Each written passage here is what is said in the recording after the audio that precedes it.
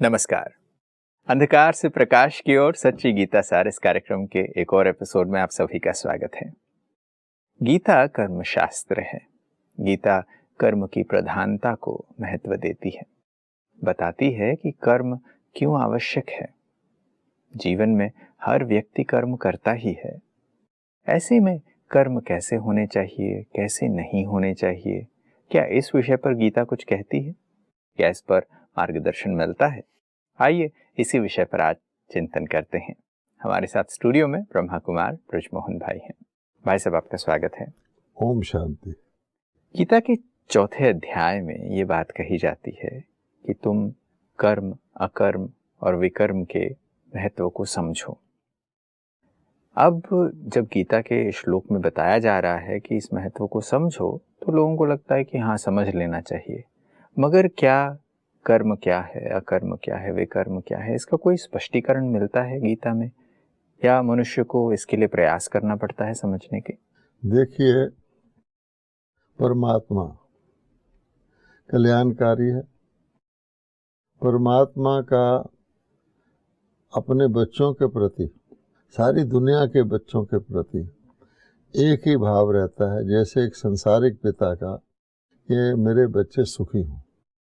कोई भी पिता अपने बच्चों को दुख में देखता है तो उसको बहुत तरस आता है, क्योंकि पिता उनके अंदर घुसकर तो काम नहीं कर सकता। बच्चे को जितना हो सके वो अपनी तरफ से गाइड करता है। फिर भी एक पिता के 5 बच्चे हैं, उनको एक जैसी समझानी देता है, उनका एक जैसे कल्याण का भाव रखता है।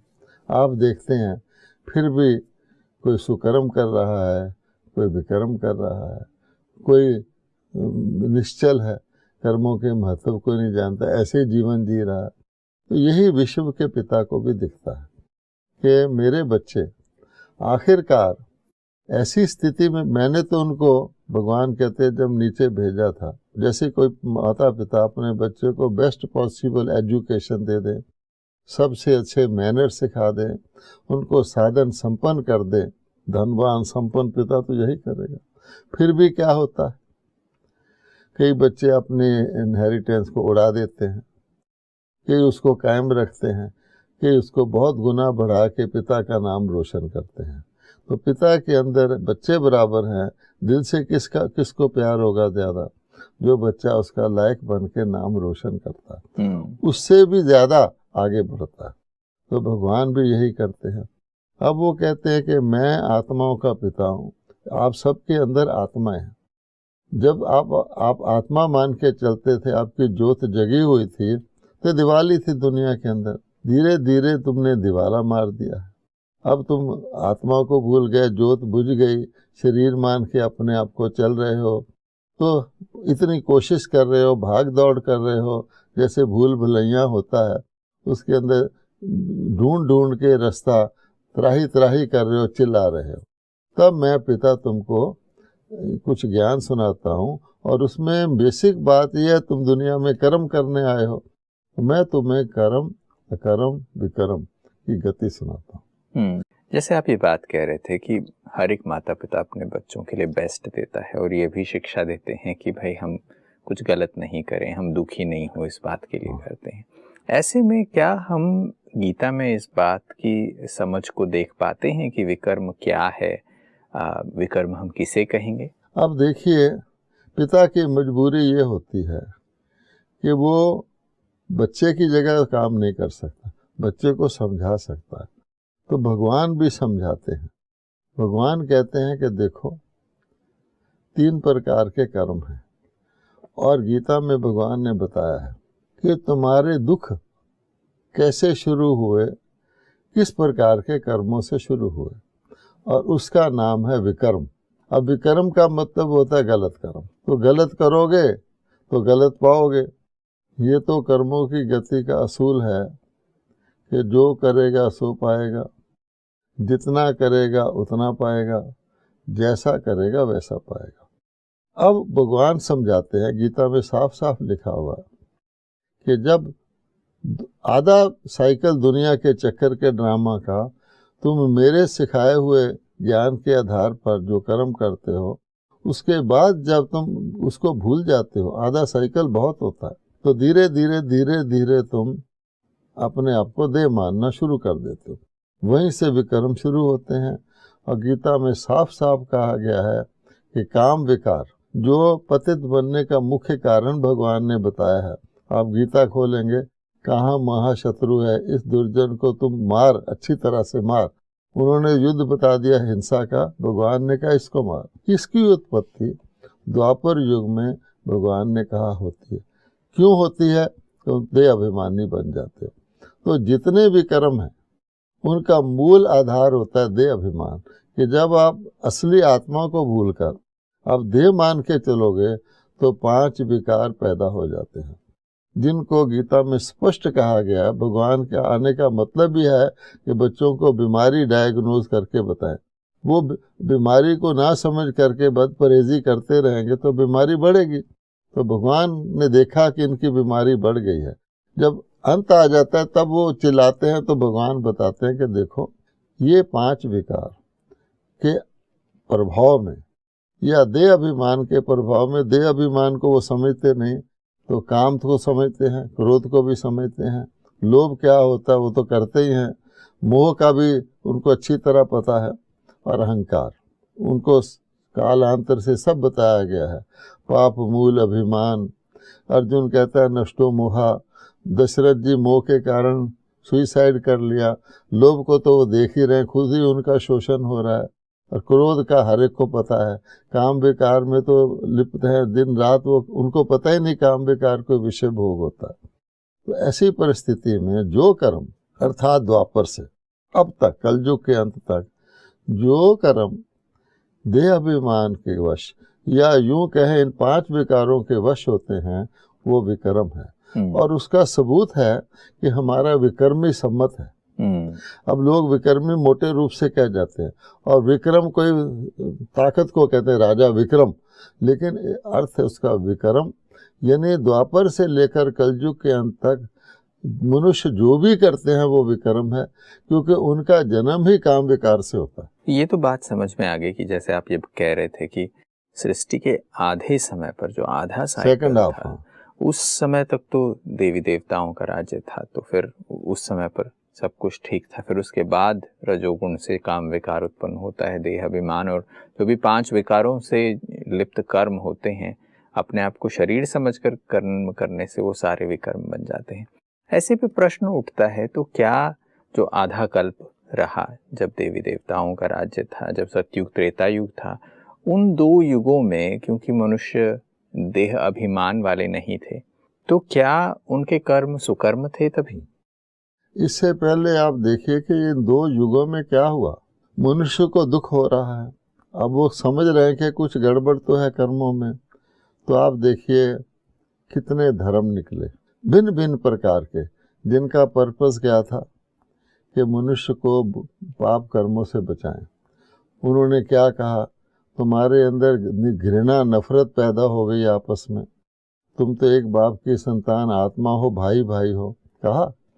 अच्छा, लेकिन जो कहने वाले थे वो भी इन्हीं युगों में जन्म लिया है, उनका जन्म ही पतित तरीके से हुआ है। तो कहा लेकिन समझा, लेकिन कर नहीं पाए। इसी प्रकार से उन्होंने कहा कि एक भाई दूसरे भाई का शोषण नहीं करना चाहिए। आज तो भाई भाई का शोषण भी कर रहा है। एक भाई को दूसरे भाई से लड़ना नहीं चाहिए, शांति रखनी चाहिए। आज भाइयों ने एटम बम बना लिए हैं।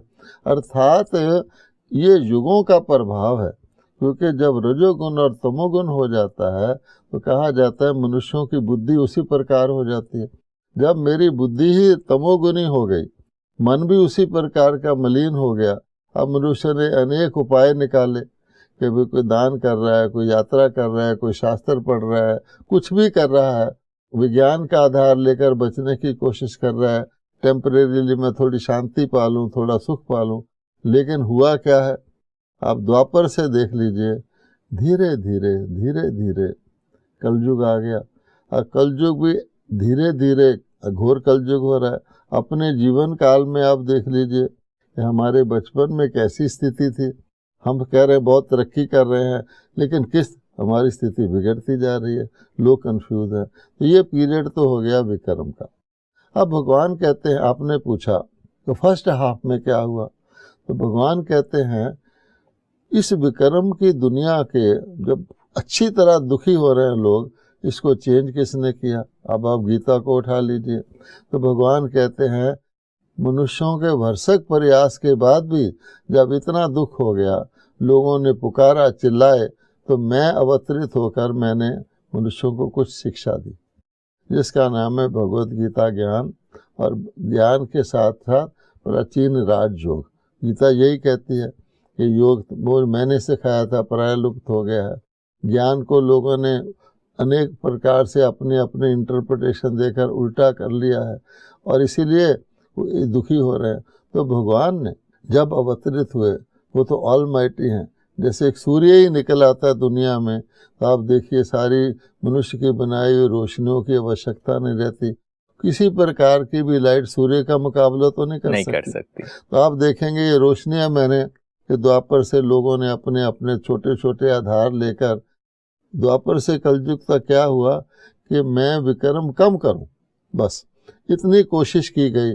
किसी ने संन्यास कर लिया, किसी ने कुछ कर लिया, पुण्य कर्म सोच लिया, लेकिन वो बेसिक विक्रम तो होते ही रहे, ना काम से छूटे, ना क्रोध से, ना लोभ से, ना मोह से। तो भगवान आकर ऐसी शिक्षा देते हैं कि देखो ये मूल कारण है, और मूल कारण तुम्हारा देह अभिमान है। अपने आप को आत्मा समझो पहले तो। गीता का ज्ञान शुरू होता है आत्मा से, फिर विकार भी तो आत्मा के अंदर है। मनुष्यों को ये भी नहीं पता। मनुष्य शारीरिक कोशिशें करते हैं कि प्रेम किसके अंदर है, शांति किसके अंदर है, सहयोग किसके अंदर है, आत्मा के अंदर है। जितने भी वैल्यूज हैं, जितने भी खुशी किसके अंदर है, आत्मा के अंदर है। तो बेसिक बात तो आत्मा है। परिवर्तित हो जाते हैं तो क्रोध भी आत्मा के अंदर है। तो फिर भगवान आत्मा को ज्ञान देते हैं और आत्मा को योग के द्वारा शक्तिशाली बनाते हैं। जैसे हमारा मोबाइल है, डिस्चार्ज हो जाता है, चार्जर से लगाओ भर जाता है। तो भगवान एक प्रकार से सारे विश्व का रिचार्जर है। इसलिए वो कहते हैं पुनर्स्थापना। ऐसे नहीं कहते स्थापना, रिचार्ज करता है। हर चीज के साथ री आता है, री एस्टेब्लिशमेंट ऑफ गोल्डन एज। अच्छा, ये कार्य कब होता है? ये एकदम तमो प्रधान दुनिया से, दुखी दुनिया से एकदम अगली दुनिया सतयुग स्वर्ग है जो आपने पूछा फर्स्ट हाफ, उसमें भगवान आत्माओं को फिर ऐसा शुद्ध कर देता है, पावन कर देता है, फुल्ली चार्ज कर देता है। जो यानी पवित्रता ही इसका आधार है कि 2 युग तक उनके कर्म श्रेष्ठ ही रहते हैं। इसका मतलब यह हुआ कि जो सतयुग से त्रेता के अंत तक कर्म है उसको हम अकर्म कहते हैं। अर्थात जैसे कोई पिता अपने बच्चे को अरबों की इनहेरिटेंस दे दे, तो उसको कमाई करने का, इधर उधर कर्म करने की तो आवश्यकता नहीं है। वो इनहेरिटेंस ही उसको चलाती है और वो धीरे धीरे कम होती जाती है। यानी सतयुग के आदि में जो कंप्लीट इनहेरिटेंस भगवान ने दी, सुख, शांति, पवित्रता, संपन्नता, एक धर्म, एक राज्य, अनडिस्टर्ब्ड, अटल, अखंड, निर्विघ्न, वो धीरे धीरे वो 2 युग तक तो चलता है। इसलिए वहां पर जो कर्म होते हैं उसका नाम अकर्म है, सुकर्म नहीं है। आप कहेंगे क्यों नहीं? नॉर्मली कॉमन सेंस से आदमी सोचता है अरे देवता तो नाम ही देवता है, वो तो सुकर्म ही करते हैं, इधर विकर्म हो गया उधर सुकर्म हो गया। ऐसा नहीं है। भगवान कहते हैं मैं उनको, भगवान हूँ, मैं उनको इतनी इनहेरिटेंस दे देता हूँ, उनको कर्म जिसको कहते हैं उसकी आवश्यकता नहीं, कर्म और फल, वो इनहेरिटेंस ही इतनी है जिसके वो यूज करते रहते हैं, घटती जाती है। लेकिन सतयुग से द्वापर के अंत तक जिसको हम कर्म कहते हैं, कर्म का फल, कर्म भोग कुछ नहीं है, वो इतना बड़ा फल है, वो उसको यूज करते रहते हैं। इसके लिए उसका नाम है अकर्म। वरना आप सोचिए अकर्म मीन्स न्यूट्रल, ना सुकर्म है ना विकर्म है, तो कैसा कर्म होगा? जीरो इज न्यूट्रल, तो जीरो मैंने तो ना विकर्म किए ना, वो तो कर्म करने से न्यारा हो गया। नहीं, अकर्म कर्म कर रहे हैं लेकिन उसका कोई नेगेटिव अकाउंट नहीं बनता, क्योंकि प्लस अकाउंट थोड़ा थोड़ा घटता है। इसलिए कहा जाता है कर्म मैंने अकर्म और विकर्म, ये हो गया सारा साइकिल। अब भगवान कहते हैं कि सुकर्म कब होते हैं? आखिरकार सुकर्म होंगे, इतना स्टॉक इकट्ठा होगा तभी तो 2 युग अकर्म हो गए। तो खास भगवान इसीलिए अटेंशन ड्रॉ करते हैं, एक छोटा सा युग है, यानी कलयुग तक को तो आप देखेंगे गिरावट आती है, धीरे धीरे धीरे धीरे गिरती कला है। सतयुग से कलयुग तक ये तो बच्चा भी समझता है कि नीचे आ रहे हैं, और सतयुग में बिल्कुल टॉप पर चले जाते हैं। उसको टॉप पर ले जाने के लिए, या यूं कहें कि श्री लक्ष्मी नारायण और अन्य देवताओं को देव पद दिलाने के लिए, एक तो नहीं है, पूरी प्रजा है। और धीरे धीरे त्रेता में बढ़ते बढ़ते कहा जाता है हिंदुओं के 33 करोड़ देवता थे, वो द्वापर तक से पहले तक रहे। उनको ये इनहेरिटेंस कब दी? भगवान ने दी। तो वो जो पीरियड है वो गीता का पीरियड है। पुरुषोत्तम का नाम गीता में खास तौर पे आया हुआ है। तो पुरुषोत्तम युग है जबकि पुरुष उत्तम पुरुष बनते हैं, और उसको शास्त्रों में भी और यादगारों में भी संगम कहा जाता है। इन्होंने नदियों का संगम बना दिया, उसको संधि काल कह सकते हैं, प्रभात कह सकते हैं। उस युग में जो भगवान कर्म कराता है वो होते हैं सुकर्म, और वो इतने बढ़िया, इतने डीप होते हैं। उन सुकर्मों के कारण से आप 2 युग अकर्म करते रहते हैं। यूं भी आप चक्कर को देखेंगे तो चढ़ती कला कब आती है? गिरती कला तो सब समझते हैं कि सतयुग में देवता थे, गिरते गिरते गिरते गिरते पापी मनुष्य बन गए, लेकिन मनुष्य से देवता बन गए। वो जो पीरियड है, जो गीता के भगवान का पीरियड है, जो महाभारत का पीरियड है, वही खास पीरियड है जिसके लिए शास्त्रों में लिखा हुआ है कि अति इंद्रिय सुख पूछना हो तो गोपी वल्लभ के गोप गोपियों से पूछो। उनको डांस करता हुआ दिखाते हैं, रास करता हुआ दिखाते हैं, भगवान को मुरली बजाता हुआ दिखाते हैं, यानी म्यूजिक बजाता हुआ। वो और कुछ नहीं है, वो गीता ही है। गीता ही ज्ञान की मुरली है। भगवान ने वो सुनाई, और जिन आत्माओं ने सुनी वो आत्माएं डांस करने लगी। रास का मतलब है उनके संस्कार आपस में मिल गए, आगे संस्कारों का क्लैश होता है, हारमोनी आ गई। तो वो सारा काम संगम पर होता है। तो सारा भाव भगवान का कर्म कर्म की गति का ज्ञान देने का है कि जब मैं आया हूँ उस समय के महत्व को समझो। सतयुग सोने तुल्य है तो ये संगम हीरे तुल्य है। कहा जाता है हीरे जैसा जन्म, किसी ने ये नहीं कहा सोने जैसा जन्म, क्योंकि भगवान आत्मा को कार्बन से डायमंड बनाता है, जीवन हीरे तुल्य अर्थात आत्मा को हीरे तुल्य बनाता है। तो सारे इस कर्म कर्म की गति का सार ये निकलता है, जब भगवान आते हैं उस थोड़े से पीरियड का इतना महत्व है कि हमारी सारे कल्प की समझिए, आधे कल्प तो सीधा सीधा हमारी प्रारब्ध भगवान बनाते हैं। आखिर वो भगवान है। ये कितनी मजेदार बात है कि एक ऐसा समय जो बहुत ही छोटा सा है और उसमें इतना सब कुछ इकट्ठा हो जाता है कि वो आधे कल्प तक चले, और वहाँ पर इसकी प्रारब्ध को ही देवता भोगते रहें और उनको सुख शांति से संपन्न राज्य मिले। ऐसे कर्म की आप बात कर रहे थे, ये समय की बात की। ऐसा क्या करते हैं जो संगम युग पर गीता का ज्ञान तो सुनते हैं, बट क्या कर्म कैसे होते हैं? वो पुण्य कर्म कैसे होंगे जो आप सत्कर्म कह रहे हैं? वो कर्म कैसे होंगे? उन कर्मों के बारे में भी तो पता चले। कि देखिए, किसान भी जानता है, एक किसान को सीजन्स का पता होता है, एक बोने का सीजन होता है। अगर किसान भर रहा चुकन्ना रहता है, इस सीजन में मान लो 15 दिन का पीरियड है या ज़्यादा, इसमें अगर मैं बीज बो दूंगा तो वो बीज नेचुरली उगेगा क्योंकि सीजन है। बिल्कुल। और उसी बीज को मैं ऑफ सीजन बोऊंगा तो नहीं उगेगा। तो इसलिए भगवान कहते हैं ये सीजन है। मेरे आने का मतलब क्या है कि भगवान धरती पर आ गया, इतना इम्पोर्टेंस उस सीजन को देते हैं। वो कहते हैं कि जैसे बीज बो दिया, उस सीजन में बो दिया तो बाकी चीज़ नेचुरली हो जाएगी। तो पवित्रता का बीज भगवान हमसे बोआते हैं। बेसिक भगवान कहते हैं, उसका एक ही भगवान का ऑक्यूपेशन कहें तो पतित पावन, ये उसका नाम है। तो पतित तो है ही आत्मा, उसको नर से नारायण बनाना, तो वो काम करते हैं। वो आत्मा को पावन बनाने का ज्ञान देते हैं। तो तुम्हारे अंदर ये 5 विकार एंटर हो गए सोल के अंदर, स्किन के अंदर नहीं, बोन के अंदर नहीं, सोल के अंदर, और मैं उसको वहीं के वहीं भस्म करवाता हूँ। इसलिए भगवान ने कहा है मन मना भव, तो मैं तुम्हें सब पापों से मुक्त कर दूंगा। उसका सार है, लेकिन समझ नहीं पाते लोग कैसे कर देगा। सच्ची गीता का मतलब ये है, वो सचमुच वो धारण कर रहे हैं, इसलिए हम लोगों को बता सकते हैं कि भाई आप भी कि थोड़े से समय में अगर इसको समझ जाओगे तो भगवान की इनहेरिटेंस जन्म जन्मांतर तुम्हें मिलेगी और तुम सुख शांति संपन्न रहोगे।